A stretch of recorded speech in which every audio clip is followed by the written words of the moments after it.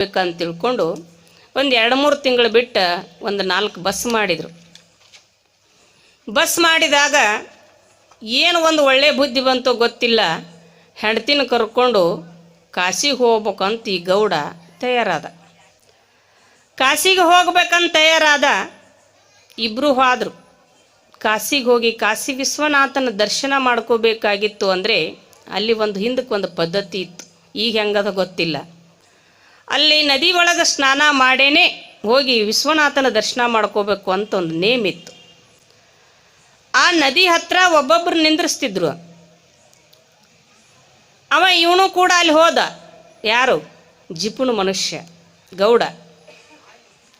ಅಲ್ಲಿ ಹೋಗಿ ಇನ್ನೇನು ಬಟ್ಟೆ ಕಳೆದು ಸ್ನಾನ ಮಾಡಬೇಕು ಅನ್ನೋದ್ರೊಳಗೆ ಆ ಒಬ್ಬ ಮನುಷ್ಯ ನಿಂತಿದ್ದಲ್ಲ, ಬಂದ ಅಂದ, 1 ರೂಪಾಯಿ ದೇಕೋ ಅಂದವ. 1 ರೂಪಾಯಿ ಕೊಡು ಅಂದ. ಯಾಕಂದಿವ ಗೌಡ, ಇಲ್ಲಿ ನದಿ ಒಳಗೆ ಸ್ನಾನ ಮಾಡಬೇಕಾಗಿತ್ತು ಅಂದರೆ ಇಲ್ಲಿ 1 ರೂಪಾಯಿ ಕೊಟ್ಟೆ ಅಲ್ಲಿ ಸ್ನಾನ ಮಾಡಬೇಕು, ಇದು ಪದ್ಧತಿ ಅದ ಅಂದವ. ನಮ್ಮೂರಾಗ ಅಂತ ಪುರಾಣ ಪ್ರವಚನ ಹಚ್ಚಿದ್ರನ ನಾ 10 ರೂಪಾಯಿ ಪಟ್ಟಿ ಕೊಟ್ಟಿಲ್ಲ, ಇನ್ನು ಬರೀ ಜಳಕ ಮಾಡಕ್ಕೆ 1 ರೂಪಾಯಿ ಕೊಡ್ತೀನಿ, ನನ್ನ ಕಡೆ ಆಗೋದಿಲ್ಲ ಬಿಡು ಅಂದವ. ಆಗೋದಿಲ್ಲ ಬಿಡು ಅಂದಾಗ ನಾನು ಇಲ್ಲಿ ಸ್ನಾನ ಮಾಡಕ್ಕೆ ಬಿಡೋದಿಲ್ಲ ಅಂತ ಆತ ಅಂದ. ಮತ್ತು ಮುಂದೆ ಹೋದ. ಅಲ್ಲಿ ಒಬ್ಬರು ನಿಂತಿದ್ರು. ಲಕ್ಷ ಜನ ಕಾಶಿ ವಿಶ್ವನಾಥನ ದರ್ಶನಕ್ಕೆ ಪಾಳೆ ಹಚ್ಚಿ ನಿಂತಾರೆ. ಆದರೆ ವಿಶ್ವನಾಥನ ಲಕ್ಷ್ಯ ಈ ಜಿಪುಣನ ಮ್ಯಾಲೆ ಬಂದ ಇವನಿಗೆ ಕೇಳ್ದ, ಯಪ್ಪ ಭಾಳ ಹಸಿವಾಗ್ಯದ, ನನಗೆ 1 ರೂಪಾಯಿ ಕೊಡು, 1 ಬಣ್ಣು 1 ಕಪ್ ಚಹಾ ಕುಡಿತೀನಿ ಅಂದಿವ. ನಿನಗೆ 1 ರೂಪಾಯಿ ಕೊಡಬೇಕಾಗಿತ್ತು ಅಂದ್ರೆ ನಾನ್ಯಾಕೆ ಹಿಂಗೆ ನಿಂದಿರ್ತಿದ್ದೆ, ನಾನು ಸ್ನಾನ ಮಾಡಿ ದೇವ್ರ ದರ್ಶನಕ್ಕೆ ಹೋಗಿದ್ದೆ, ನನಗೆ ಕೊಡು ಅಭ್ಯಾಸ ಇಲ್ಲ ಅಂದಿವ. ಆ ಮುದಕ್ಕೆ ಬಿಡಲಿಲ್ಲ. ಅವ ಅಂದ, ಯಪ್ಪ ಹಂಗೆ ಮಾಡಬೇಡ, ಭಾಳ ಸಂಕಟ ಆಗಕತ್ತದ, ಸಾಯುವಂಗೆ ಆಗಕತ್ತದ, ಒಂದೇ 1 ರೂಪಾಯಿ ಕೊಡು, ನಿನಗೆ ಕೋಟಿ ಪುಣ್ಯ ಬರ್ತದ, 1 ರೂಪಾಯಿ ಕೊಟ್ಟು ನನ್ನ ಪ್ರಾಣವನ್ನು ಬದುಕಿಸಪ್ಪ ಅಂತ ತಿಳ್ಕೊಂಡು ಆ ಮುದಕ್ಕೆ ಭಾಳ ಹಂಬಲಿಸ್ತು. ಇವೇನು ಅನ್ನಬೇಕು ಗೌಡ, ನೀನೇ ನನಗೆ ಹೊಂದಿದ್ದು ಅಂದವ. ಸತ್ರ ಸಾಯಿ ನನಗೇನು ಆಗ್ಬೇಕಾಗೈತೆ ಅಂದ. ಬಹಳ ಅಂಗಲಾಚಿದ್ರು ಕೇಳಿಲ್ಲ ಮುದುಕನು ಕೂಡ. ಯಾಕ ಸ್ವತಃ ಭಗವಂತ ಅದಾನ, ವಿಶ್ವನಾಥ ಅದಾನೆ. ಅವಾಗಂದ, ಇಲ್ಲಿ ಒಂದು ಚಾದ ಅಂಗಡಿ ಅದ, ನಿನಗೆ ಕೊಡೋದು ಆಗಲಿಲ್ಲ ಅಂದ್ರೆ, ಕೊಡೋ ಮನಸ್ಸು ನಿನಗೆ ಆಗಲಿಲ್ಲ ಅಂದ್ರೆ ಇಲ್ಲೊಂದು ಚಾದ ಅಂಗಡಿ ಅದ, 1 ಕಪ್ ಉದ್ರಿಯರ ಹೇಳಿ ಕೊಡಿಸ್ಬಾ ಅಂದವ ಮುದುಕ. ಇವನು ವಿಚಾರ ಮಾಡಿದ ಊರುಗೌಡ, ನಾನು ಎಲ್ಲಿ ಶಾಪುರ ಎಲ್ಲಿ ಕಾಶಿ, ಹೋದ್ರೆ ಹೋಗೋಣ ಬಿಡು, ಈ ಉದ್ರಿ 1 ಕಪ್ ಚಹಾ 1 ಬಣ್ಣು ಕೊಡಿಸಿ ಹೋದ್ರಾತು, ಅವೇನು ಬಂದು ಅಂಗಡಿ ಮಾಲಕ್ ನಾನು ಕೇಳಂಗಿಲ್ಲ. ಇವನು ವಿಚಾರ ಮಾಡಿದ, ನಡಿ ಅಂದವ ಗೌಡ. ಗೌಡಂದು ಬರೀ ಬಾಯಾಗ ಗತ್ತಷ್ಟೇ, ಕೃತಿ ಒಳಗಿರೋದಿಲ್ಲ ಏನ್ರಿ. ಅವಾಗ ಅವ ಬಂದ, ನಡಿ ಅಂದ. ಚಾದ ಅಂಗಡಿಗೆ ಹೋದ. ಚಾದ ಅಂಗಡಿಗೆ ಹೋಗಿ, ಈ ಮುದಕ್ಕೆ ಭಾಳ ಕಾಡಕತ್ತದ, ನನ್ನ ಹಂತೆಗೆ ಚೇಂಜ್ ಇಲ್ಲ, ನಾನು ಆಮೇಲೆ ನಿನಗೆ ಚೇಂಜ್ ಮಾಡಿಸಿ ನಿನಗೆ ಬಂದು ನಾ ದುಡ್ಡು ಕೊಡ್ತೀನಿ, 1 ಕಪ್ ಚಹಾ ಕೊಡು, 1 ಬಣ್ಣು ಕೊಡಂತ. ಯಾಕಾಗೋಲ್ಲಕ್ರಿ ಅಂದ. ಯಾಕಂದ್ರೆ ಎಂಥ ಮಣ್ಣಿನೊಳಗೆ ಹುಟ್ಟಿರ್ತೀವಿ ಅಂಥ ಮಣ್ಣಿನ ಗುಣ ನಮ್ಮಲ್ಲಿ ಉತ್ಪತ್ತಿಯಾಗಿರ್ತದೆ. ಕಾಶಿ ವಿಶ್ವನಾಥನ ಒಂದು ಸನ್ನಿಧಾನದಲ್ಲಿ ಇರ್ತಕ್ಕಂಥ ಆ ಮನುಷ್ಯನಿಗೆ ಆ ಸದ್ಗುಣಗಳು ಉತ್ಪತ್ತಿಯಾಗಿದ್ದು. ಕೊಡ್ತೀನಿ ಅಂದ, ಕೊಟ್ಟ. ಇವ ಕಾಶಿ ವಿಶ್ವನಾಥನ ದರ್ಶನಕ್ಕೂ ಹೋಗಲಿಲ್ಲ. ಅವನಿಗೆ 1 ಕಪ್ ಚಹಾ 1 ಬಣ್ಣ ಕೊಡಿಸಿ ಸೀದಾ ಶಾಪುರಕ್ಕೆ ಬಂದು ಹೆಂಡ್ತಿ ಕರ್ಕೊಂಡು ಬಂದ. ಕಟ್ಟಿ ಮೇಲೆ ಕುಂತ, ಮನೆಗೆ ಹೋದ, ಎಲ್ಲ ಮಾಡಿದ, ಬಾಗಿಲ ತೆಗೆದ್ರು, ಎಲ್ಲ ಮಾಡಿ 1 ತಾಸು ಆಗಿತ್ತು.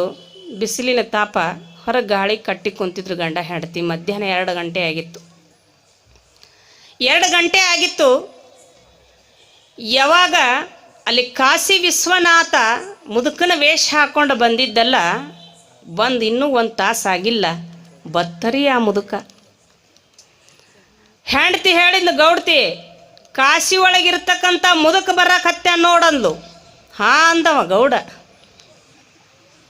ಎಲ್ಲಿ ಕಾಶಿ ಎಲ್ಲಿ ಶಾಪೂರ್ ಅಂದವ. ಅವಾಗ ಬರಲಿ ಅಂದ. ಬಂದ ಮುದುಕ. ಏನಾಯ್ತು, ಯಾಕೆ ಬಂದು ಮತ್ತೆ ಬೇತಾಳ್ತಾರ ಬೆನ್ನು ಹತ್ತಿ ಅಂದಿವ ಗೌಡ. ಏನಿಲ್ಲ ಗೌಡ, ನೀನೇನೋ 1 ಕಪ್ ಚಹಾ ಕೊಡಿಸಿದಿ, 1 ಬಣ್ಣ ಕೊಡಿಸಿದಿ, ಆದರೆ ಆ ಅಂಗಡಿ ಮಾಲಕ್ ನನ್ನ 1 ರೂಪಾಯಿ ಕೇಳಕತ್ತಾನ, ನನ್ನ ಬಿಡವಲ್ಲ, 1 ರೂಪಾಯಿ ಕೊಡು ಅಂದವ. 1 ರೂಪಾಯಿ ಕೊಡು ಅಂದಾಗ, ನಾನು ಇವತ್ತೇ ಬಂದೀನಿ, ವಿಶ್ರಾಂತಿ ಮಾಡಬೇಕು, ನಾಳೆ ಬಾ ಅಂದ. ಹಿಂಗೆ ನಾಳೆ ಬಾ 15 ದಿನ ಎಡತಕ್ಷಿದ ಗೌಡ ಮುದುಕನ.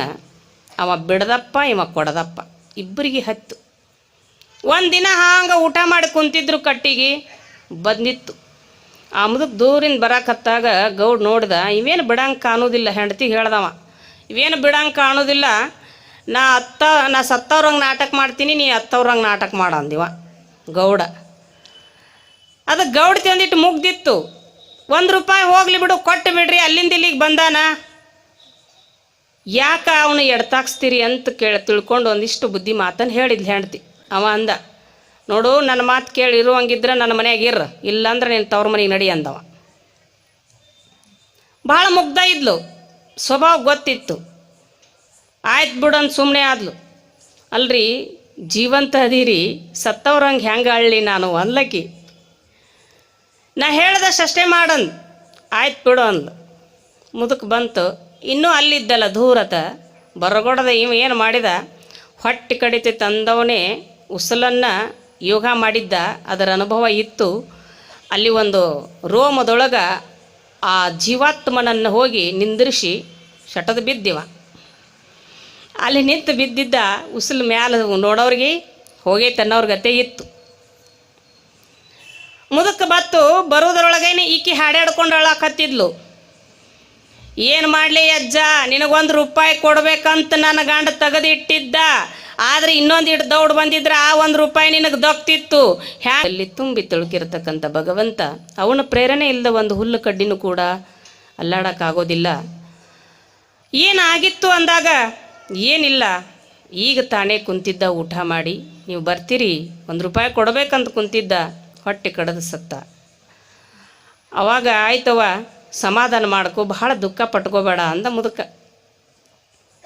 ಯಪ್ಪ ಆಯ್ತು, ನನ್ನ ಗಂಡ ಸತ್ತಾರ, ಇನ್ಯಾಕೆ ಇಲ್ಲಿ ನಿಂದಿರ್ತಿ, ಹೋಗಿಬಿಡು ನಿನ್ನ ಕಾಸಿಗೆ ಅಂದಾಗ ಆ ಮುದುಕ ಅಂದ, ನೋಡ್ತಾಯಿ, ಅವನಿಗೂ ನನಗೂ ಕೂಡ 15-20 ದಿನದ ಸಂಬಂಧದ.